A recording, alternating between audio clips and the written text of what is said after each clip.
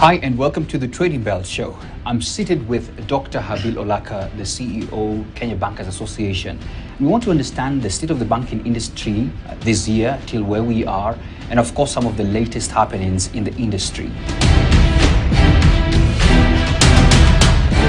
So Dr. Habil, allow me to start with the news yesterday. Central Bank increased, which people are seeing it as a surprise, by 2% to 12.5% in the benchmark rate.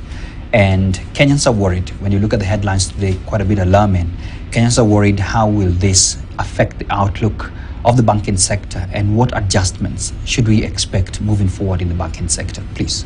Yeah, I think the increase in the policy rate was not a surprise. What was a surprise was the magnitude of the increase. Yes. So, because you see, central bank has got a mandate to ensure that there is price stability, and by price stability means you have got to tame inflation, and also you have got to keep the exchange rate stable. Yeah. Now, from those two perspectives, if you look at, for example, the inflation, there was quite a bit of pass-through inflation that was coming through the exchange rate, and especially on the fuel. Yeah. So you get that the fuel inflation was on the rise, partly because of the deterioration of the exchange rate. Sure.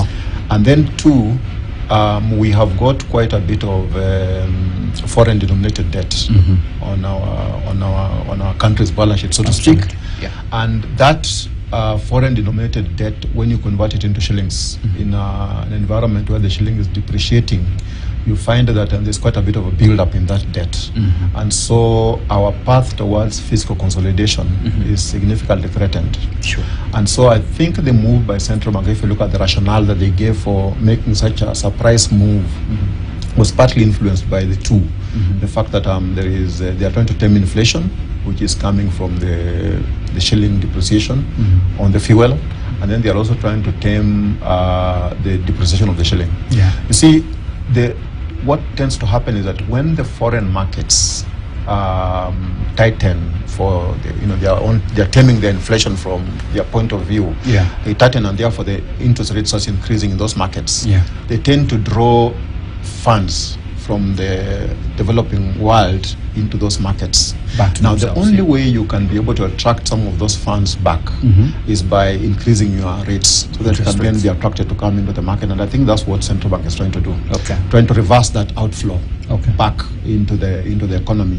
And you see, in a market where the shilling is depreciating, when the reverse occurs, where the flows start coming back, then shilling starts gaining strength, and you can be able to achieve that dual objective of fighting inflation at the same time keeping the exchange rate stable.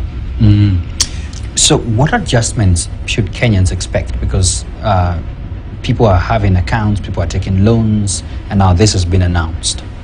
Yeah, now I think it definitely creates some challenges. You see, the banks will respond first of all by the fact that with the policy rate going up, the deposits will become more expensive because there's a tighter market, and therefore they have got to compete for those deposits. And in a tight environment, you have got to raise your deposit rate. So the deposits become expensive, and as a matter of the business model that banks have, they'll pass through that increase on the deposit rate into the lending market. Now, when you increase your lending rates, there are two things. One is the fact that the credit flow reduces because the demand for the credit is reduced by virtue of the fact that it becomes more expensive. But the bigger impact is on the quality of the asset. Because what happens when the interest rate goes up, the probability of the customer being unable to start to service that loan increases. And so you start seeing the quality of the portfolio deteriorating. You see the non-performing loan portfolio beginning to edge upwards. And you're seeing that already, because if you look at the data that were released by central bank, in August, the non-performing loan portfolio was 15%. Sure. Come October, it has actually gone up to 15.3. You're right. And the trajectory is upwards. So we are seeing a continuous deterioration of the quality of the portfolio. And that then creates a challenge to the bank, because when the quality is deteriorating, it means that you have got past provisions, for example, to ensure that you cushion yourself against any potential losses. And then two, when that happens, then it means that the buffers you have built up are used up from your ability to be able to face any challenges that come up in the market. Yeah. So it's an environment whereby banks will then pull back in terms of their lending to the market. Yeah. And then too, they'll also be worried about their own asset quality. And in a market where there's no lending going on, yeah, things stagnate. You're right. Economic growth is challenged. And so until we come out of this situation where banks again start lending, yeah, then we hope to see some uptick in terms of economic growth. Okay. Let me take the seat of the customer who probably has a loan. Definitely the one considering a loan now will definitely have to, take it up with the increments that each bank will decide to take it up to. But for the ones who currently have loans, what does that mean for them? Well, there are a number of options. Yeah. One is the fact that the banks will pass through that rate increase because it's part of the expectation of central bank. Yeah. The fact that they'll pass through as part of the monetary policy transmission mechanism into the credit, into the lending. So the loans become more expensive. Sure. And therefore the interest rate that the customer is paying will be passed to them, goes up. Yeah. And therefore the installment that you're paying will also go up because now the interest element of that has actually gone up. Yeah. What then happens is that the customer is actually hit twice. Mark you, we are having a challenge in terms of economic growth. Yeah. So the performance of the business is suddenly struggling because of the economic environment that you're operating in. Yeah. So one is that your cost of loan is going up. So the installment you're supposed to be repaying is actually going up. Yeah. On the other hand, your cash flows in terms of generating from the business is actually going down. Yeah. So you're hit twice, from the cost side and from your revenue side.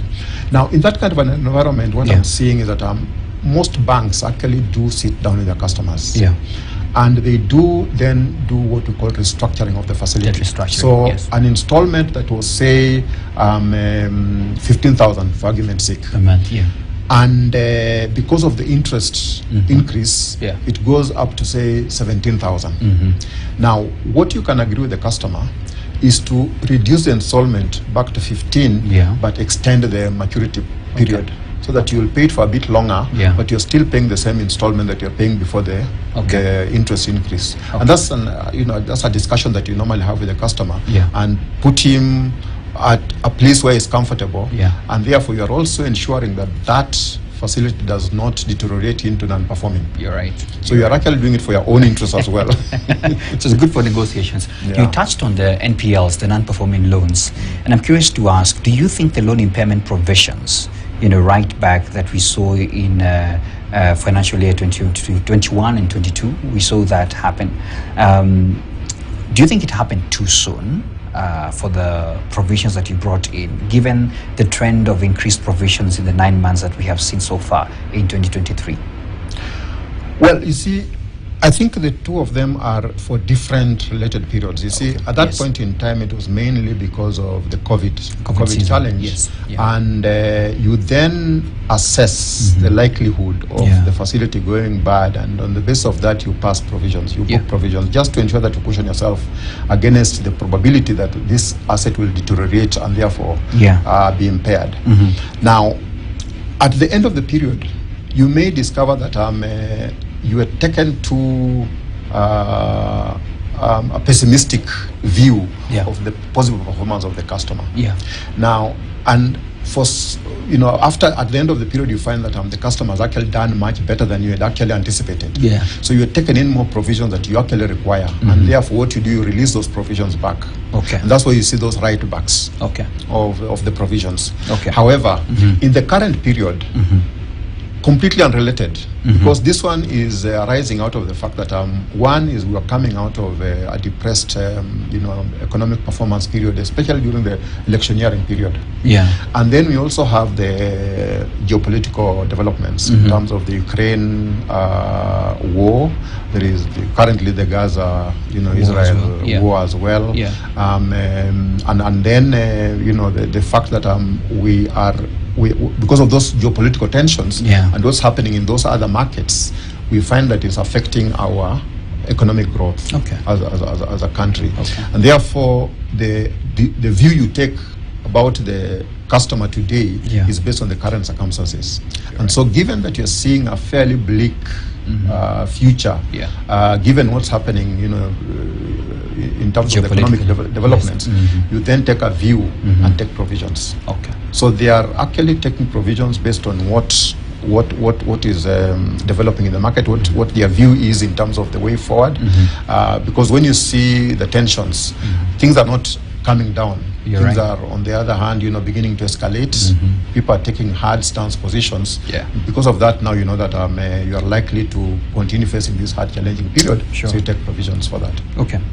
Let's talk about the exchange rate, and I'm curious to understand from your position. There has been sentiments that, well, we are now stabilizing, we are getting to probably that level. And I wanted to understand from your end, the current measures in place, do you believe they are adequately addressing the issues, and are there further steps required to stabilize and mitigate fluctuations? I think to an extent, yes, because of the fact that, for example, if you check, we just discussed about the Monetary Policy Committee decision, where the rate was hiked by 2% to 12.5%. And one of the reasons behind that was in view of what's happening in the forex market, because of the fact that the shilling is depreciating rather rapidly, and therefore affecting our debt position, and also inflation from fuel inflation from point of view. They have sort of like taken that position to anchor the inflation expectations, and therefore also support the fact that the shilling is depreciating. Therefore, try to change the costs of the shilling in terms of depreciation. Now, that decision, as much as it looks aggressive, I think it will be a good enough pointer to the market of the fact that things should reverse from that point of view. But I think that will not be enough. I think for us to achieve that stability, we have got to send to the market the message that the shilling has reached its true value. And therefore, those who are holding on to the shilling who don't need it, or rather, those who are holding on to the dollar who don't need it, can release it to the market, because they know that the market is going to give them the actual true exchange rate for the shilling. And also those who are going into the market buying for future needs when they don't need it today, and therefore causing some significant shortage of the dollar in the market, will not now go into the market to buy it today because they believe that the shilling is rightly priced today, you see. So I think once the market believes that the rate is the true exchange rate, then you'll see the market behave accordingly and let the shilling be, the dollar be for that matter, and therefore float and be priced at the right price. As long as the market believes that this is not yet there, you'll still see this this tendency to hold on to the dollar until you believe that it has reached its true value. All right. I know we have touched on some of the things I'm about to ask you, because I know you featured them in your report, because you just released the State of the Banking Industry report, I think 3 months ago. So just wanted to see, is there any other key finding or highlighting that report? I know there's quite a number, but from what we have discussed and what is current, any other key findings you want to share, one or two? I think one of the things that comes from that report was just the fact that I think the banking industry has shown the resilience that is known for, and demonstrated the fact that anchored on two major key components, and one of them is actually the adequacy of the capitalization of the banking sector. The banking sector has generally operated above the regulatory thresholds over the period throughout, and in terms of the liquidity, they are also very well well placed in terms of the liquidity that they are holding. So from those 2 points, I think the resilience has shown. Shocks have come, but you have been able to weather through the shocks, be it COVID, and currently the current economic challenges because of the geopolitical developments. I think we are well placed to wade through those challenges.